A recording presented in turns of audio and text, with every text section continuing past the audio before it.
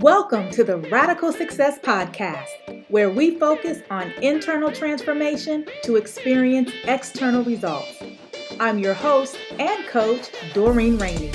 Join me each week for insightful messages and powerful interviews to equip you to take bold, courageous, and radical action to live the life you want and deserve. Welcome to another episode of the Radical Success Podcast. I'm Doreen Rainey, your host, and I am thrilled to be bringing you a conversation today with an extremely powerful businesswoman, mother, wife, philanthropist, and man, oh man, does she have some incredible insights for you around designing and creating a life that you absolutely love. Now, before I introduce you to her, I just want to take a few moments and once again, thank you for all of the comments that you've been sharing on social media and on my blog about how these episodes have had an impact on you as you go out there and passionately pursue your goals.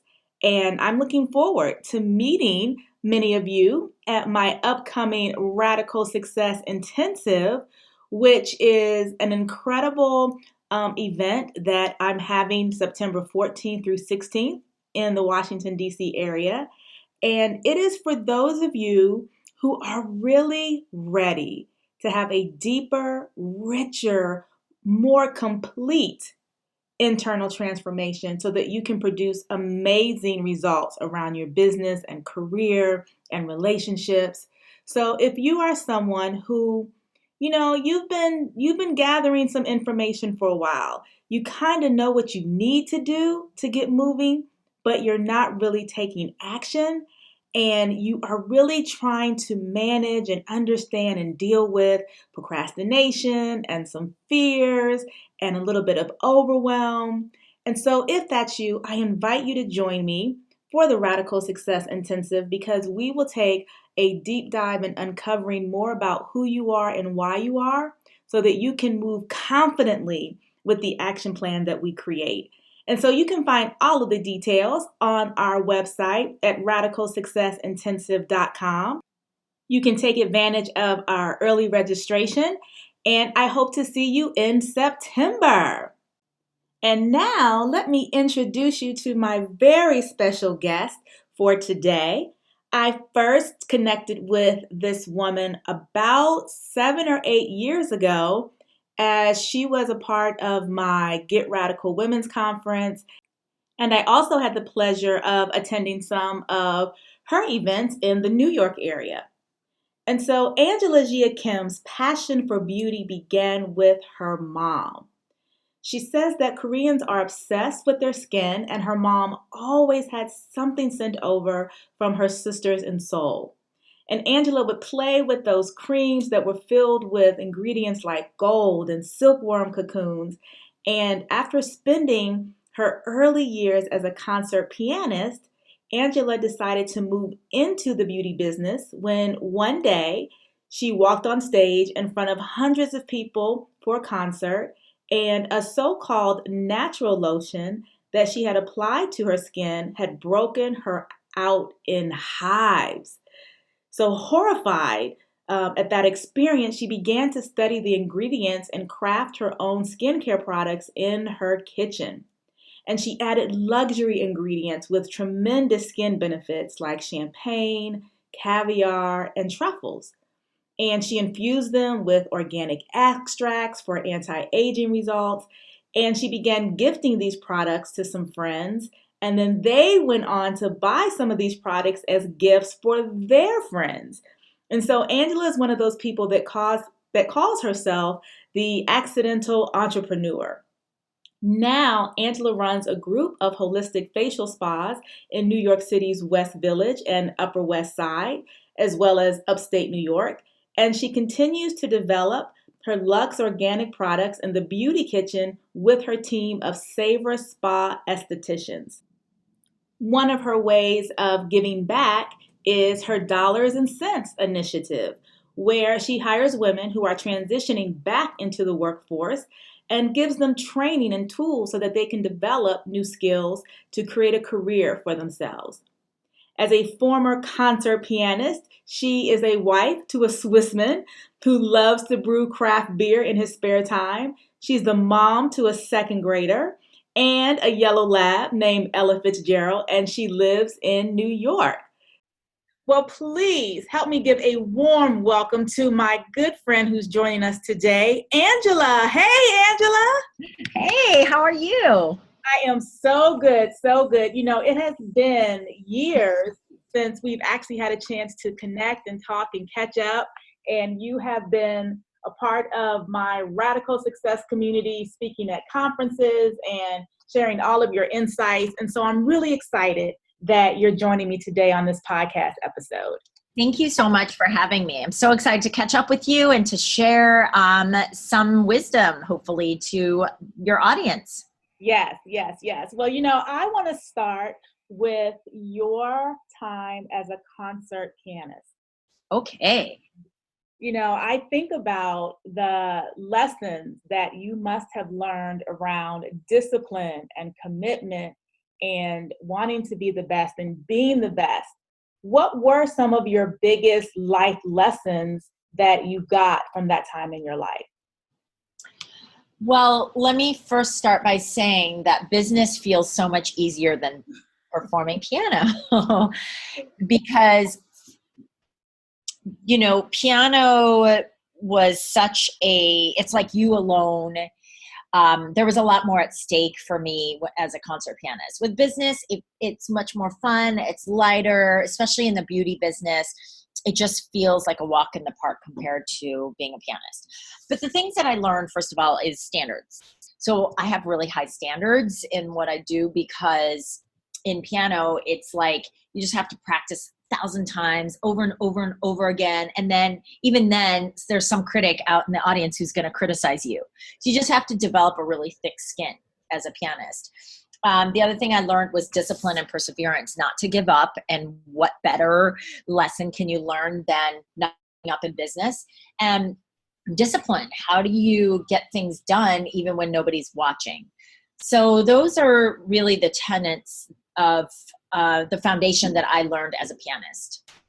And, you know, moving from that role into the beauty industry, talk to us about that transition, about what is it that sparked that shift for you, and why is it that you're so passionate about the work that you do? Well, I think fundamentally, I love building things. I get a real thrill out of turning water out of wine, making wine out of water. That's the water out of wine. I really love that process, that manifestation process. That journey really gets me juiced up and going. So that really is what keeps me getting up every single day. I love getting creative. I love creating, and I like evolving as a person, as a leader, and as a boss. Yeah, and I know that this journey kind of started for you from the lotion that you used at one of your concerts. So tell us a little bit about that story and how that was pivotal in what you're doing now. I was a concert pianist, as we just spoke about, and about to walk out on stage, put on this natural lotion all over my body, and started breaking out into these horrible hives in front of hundreds of people. Took a look at the list of ingredients and was horrified to find how many chemicals were in this so-called natural formula. So I went into my kitchen and just for fun started making these creams, these lotions and potions. And about the same time, my aunt was diagnosed with cancer. So I was very interested in what causes cancer. What can we do to lessen the risk of getting cancer? And one of the things that I learned is one of the questions I grappled with was, why are we putting so many chemicals and toxins onto our skin? Because up to 60% of what you're putting onto your skin can be absorbed into your bloodstream. So why do we have to have preservatives? Why do we have to put formaldehyde onto our skin, parabens, synthetic fragrances, synthetic dyes? It makes no sense to me. It's not good for you. You wouldn't eat it. Why would you put it on your skin? So I started doing a lot of research, and my mom is Korean, and if you know, the Korean beauty world is all the rage because Korean women prioritize having gorgeous skin. And it's a very product heavy culture. So I was up against a huge stack of standards right there. So my goal was to make something that my mom would ultimately use. And that meant that it had to be natural, but it also had to work. So that was the journey that I set forth in the first few years. And since that time, your business has exploded. I mean, own not just the products, but places where people can go and experience the products, Savor Spa, Yeah. the line of products. Tell us a little bit about the early stages of your business and some of the challenges that you faced in getting it off the ground. Well, oh my God, which challenge should I start with? And you know what's I just had a traffic jam in my brain. this podcast is, the core of it is about that internal transformation to experience external results. And what is it that you experienced early on that, man, when you think about the mindset that you had to have, or you think about the fears that you had to face, what were some of those experiences like for you? Well, as you mentioned, we have 3 spas in New York, and now the products are available at Nordstrom, NeimanMarcus.com, and QVC. And when I look back at the biggest challenges that I had to overcome, and as you say very brilliantly, the mindset shifts I had to have, really it was about how do you take a perceived problem and turn it into your strength, a perceived weakness and turn it into your strength. How do you evolve continuously and constantly as a leader and as a person? So, I guess let me start from here because it's a new lesson that among many, many, many challenges that I've had to overcome, and ultimately a lesson learned. So one is about self-care. I really was not taking care of myself in the early stages of business because I was always working. In fact, I would say I was a workaholic, which is a huge problem. It's just as bad as alcoholism, right?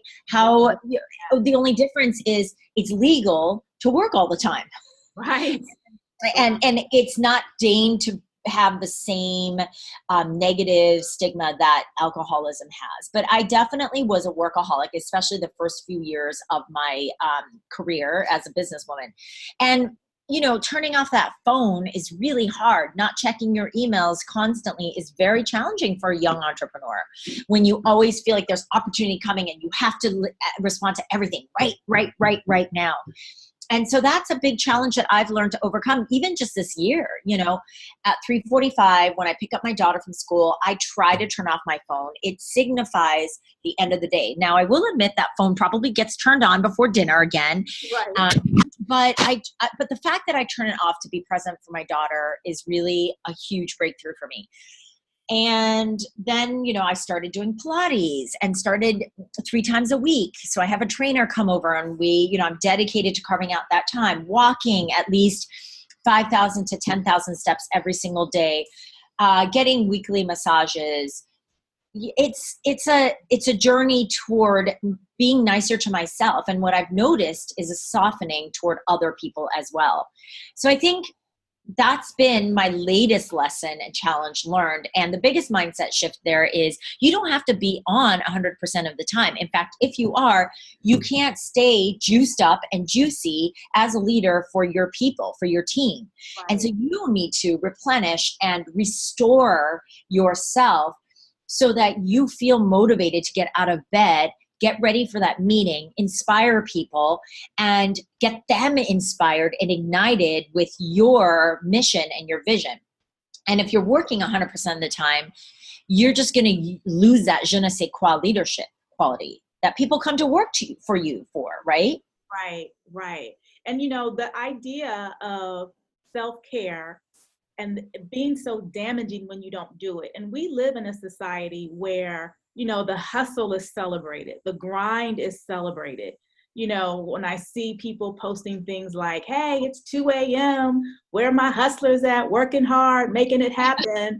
And we can get caught up in thinking that if we don't behave that way, that we're going to get behind, that we're going to fall behind, that we're going to lose some things in the process.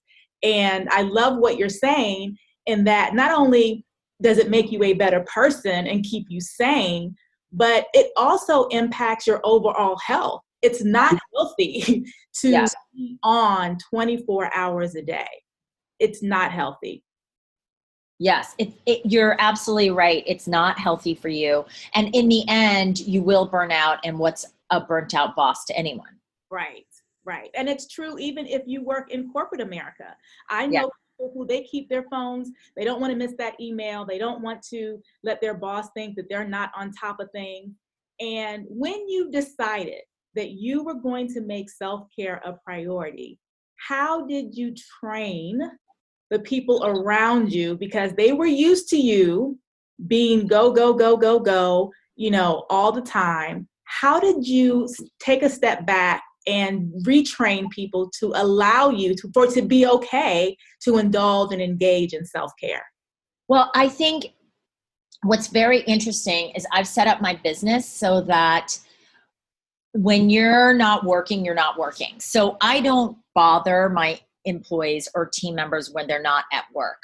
I try I'm very good at the boundary of not, even with my assistant, I try to be very respectful of her time, her personal time. So I think it starts there, my example. And so when I'm so respectful of their personal time, and I ask them to be respectful of my personal time, they totally get it because they appreciate it. So even today, I was like, guys, I was working on my inbox and I got it down to 100 emails. And like 3 days later, it's up back up to like 444. Like, Right. You guys have to stop emailing me for a little, because it's really stressing me out. So like, they were really good. Like they're like trying to come up with ways on how we can cut down on company emails, So there are little things, just as they come up, there are small shifts that you have to make to create a better work-life quality balance. Right, right. And when you look at that self-care as being one of those major mind shifts for you, that thing that has helped you not just stay sane, but also manage your business better, be better inside of your family time with your, picking up from school, all of those kinds of things. How, after all of that is done, do you still organize and manage your time in your day to continue to grow the business, so that people can understand that you can still manage your schedule, indulge in self-care, be with your family, and still grow the business? Right. Well, I'm so glad you asked. I definitely have a system. So every 90 days, I create a 90-day vision. And let me start back up. I have a big vision of where I see the company going. And then I have a 90-day vision. And so that 90-day vision is a very informed, well thought out, meaningful, purposeful, intentional statement of how I'm going to live the next 90 days and what I'm going to manifest. I'm very clear. Well, this is so good. This is so good. I don't want to cut you off, but I want to back up to the big vision. Okay. I know we're going to talk about the 90-day, but let's just start with the big vision. Okay. So much about vision boards and dreams and goals. How is it that you set your big vision, and why is it important for everyone to do the same? A big vision is an intentional statement for how you want to live life. So I always start with, how do I want to feel? And I always say, I want to feel abundant. I want to financially feel abundant. I want to, with my family, feel abundance of time and love. And with friends, I want to feel an abundance of connection. Like, those are my 3 pillars with which I want to live my life. And then it goes from there, so what do I want to do with my business? Where do I want to go? And sometimes, I don't know exactly where I'm going to end up with my business, but I know it's a feeling of absolute abundance for not only myself, but for the people with whom I work. And so there are these set up things without being too specific, because I don't believe that. I think you can be very specific, but I also think you need to be very flexible with what the universe gives you as well. Yeah. But once you have that roadmap of where you want to go, and for me, it's always a feeling, then I can like break it down into that 90-day vision. If you can, is your big vision set, or does that change? And then if it changes, how often do you revisit that vision to ensure that that's still what your vision is? I revisit every 90 days. Okay. Non-negotiable. I look at that big vision every 90 days. You know what does not change? My feeling of how I want to live life does not change. It's steadfast. I want juiciness. I want abundance. It's just this juicy feeling that I want to have. I want to feel like my well is filled so I can give to others. Like there's just this sense of many apple trees that's just abundant, you know? Yeah. Yeah. Okay. So that doesn't change. Now little details will change, you know, like at one point I wanted 50 spas. I don't necessarily want that today. So those things can shift, and I'm okay with it shifting. But I take a look at that big vision, and yes, I edit it, I change it, it's changing, I'm evolving. So why wouldn't my big vision evolve as well? Yeah. Yeah. And visiting that every 90 days, I guess is also determined based on what you do in those 90 days that lead up to that check-in. So tell us about those 90 days. Okay, so then during the 90 days, I have like week 1, week 2, week 3, week 4, week 5. So during that, and I organize it so I have a week 0, which is called the visioning week. And that's a week where I reflect, I write down, I do a lot of writing, I ask certain questions. And by the way, all of these questions and all of these worksheets are in the daily action planner that's coming out next week. So there are all these worksheets inside of this daily action planner that's called My Next 90 Days. And in there, I always examine what's flowing from the last 90 days, what's not flowing, and how do I blow it up? So I call it gorgeous chaos, right? Because everything is going to be at any given time, not the perfection that you had envisioned for yourself, right? There's going to be, if you're outreaching and you're growing and you're challenging yourself, you're always going to be greeted with challenges. So it's not going to be this perfect storybook, but I call it gorgeous chaos because I like to focus on the gorgeous inside of the chaos. I like to pull out that gorgeousness, and I like to magnify that gorgeousness for the next 90 days. And that's how that's really how I live my life. So I write down the lessons that I've learned from the mistakes I've made. How am I going to do better the next time? And then I'm going to do it better the next time, you know, but I have a running account of all of this. So this informs my next 90 days. And then I say, what do I want to focus on? So what's working? Let me give you an example. We launched Nordstrom and Neiman Marcus and QVC. And we really wanted to use social media to amp up our game so that our brand awareness was buzzing and driving sales to our partners. And so we were like, we want to get 100 social media posts from people who love us. So we reached that goal. And then I was like, okay, can we get to now 200? And so what do we need to do? Let's do X, Y, and Z. Let's focus on this. Do we need to amp up our content? Yes, our content is working. So how do we grow the content team? And so it's always taking that gorgeousness and how do you make more of that gorgeousness? Yeah, I love that. Checking in. What's working? What's not working? What can we adjust? What can we change? And planning it out. And so as you move from week to week, do you plan out the entire 90 days? Do you take it week by week? How is it that people can maximize their chances of accomplishments during those 90 days? So I have a 5-step system. What I do is every Sunday, so I prep the week. So I call it step 0 because that's like the foundation. And I do a brain detox. That's what I call it. And I look at my 90-day vision and I write down everything I need to do that week.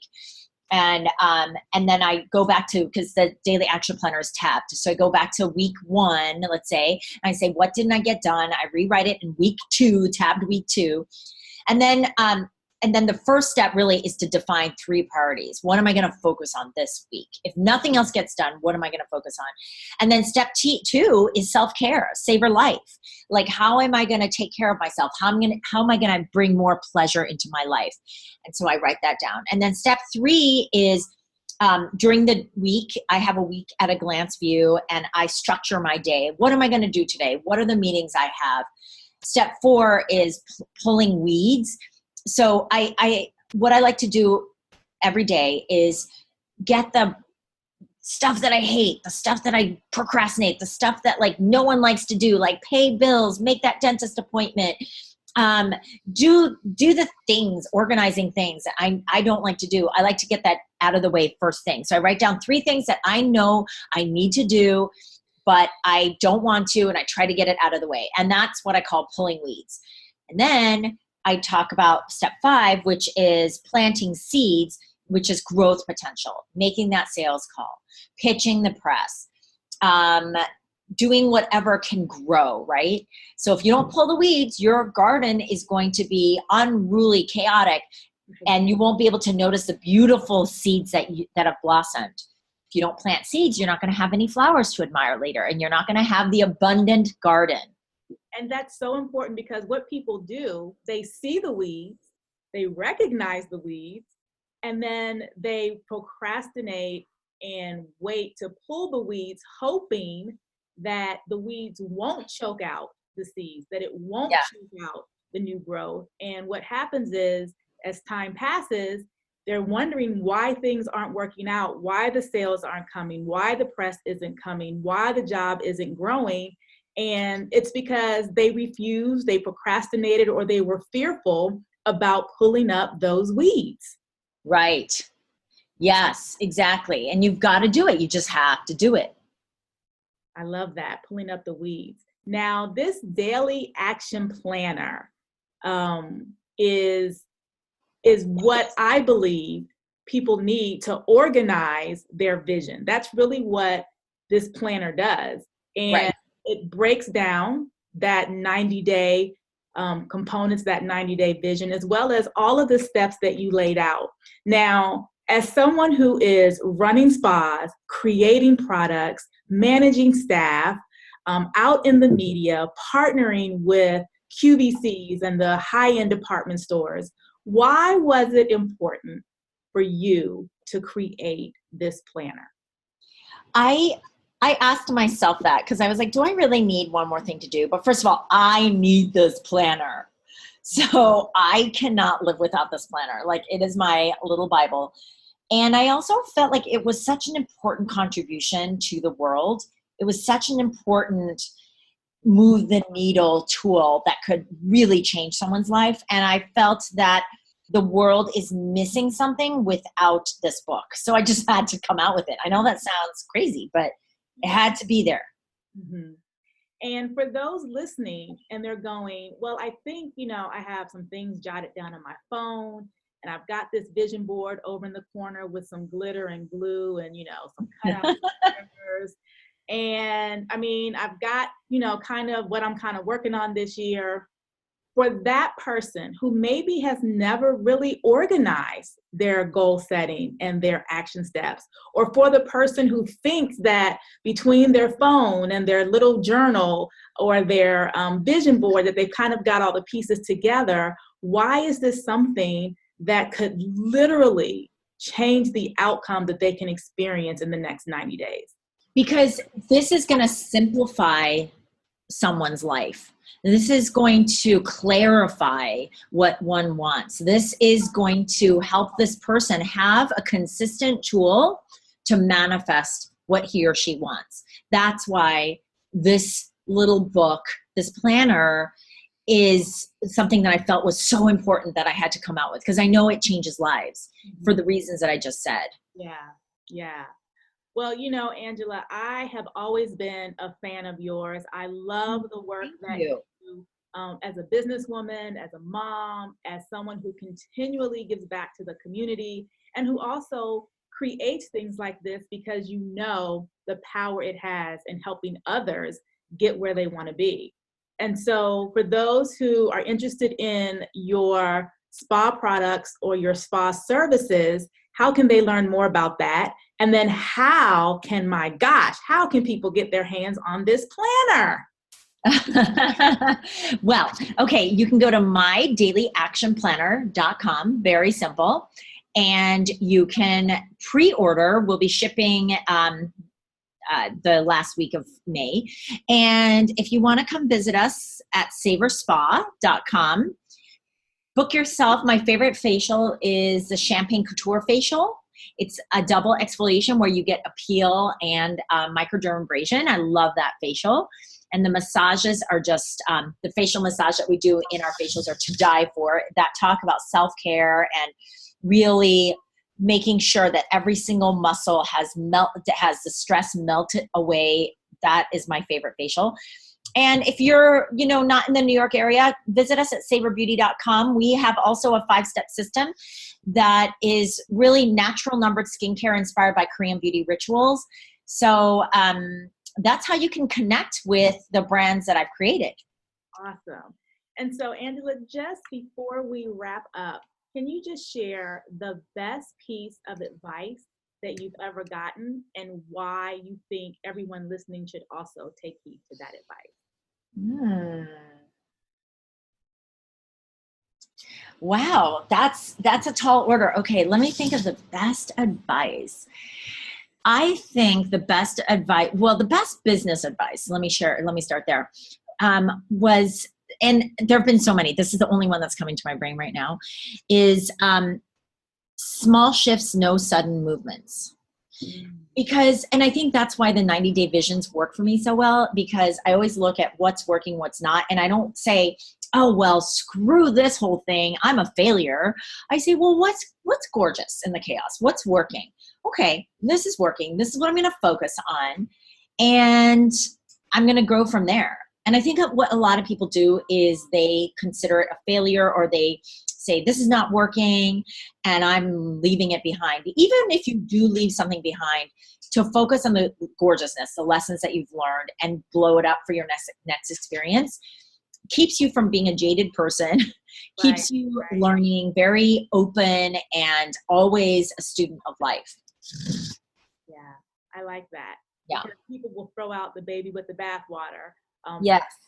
And they will take something that, if with a few shifts or a few redirects or a few lessons learned, they'll take that, and instead of making it something amazing, they'll sit in the failure and what didn't work. And so exactly, I absolutely love that piece of advice. Well, thank you so much, Angela, for being a part of the Radical Success Podcast. As always, you have inspired and motivated, and I appreciate you. And thank you so much for taking the time to share what you know about business and life with our listeners. Thank you. Thank you for having me. Thanks. Bye.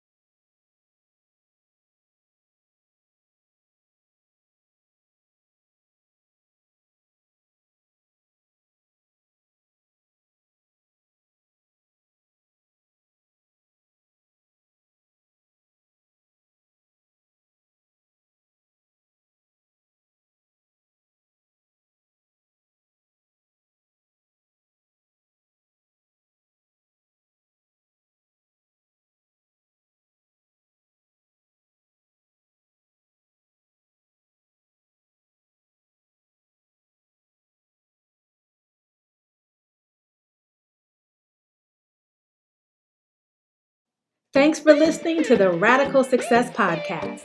We would love to hear from you. Be sure to head over to iTunes and subscribe, rate, and leave a review. Until next time, stay radical.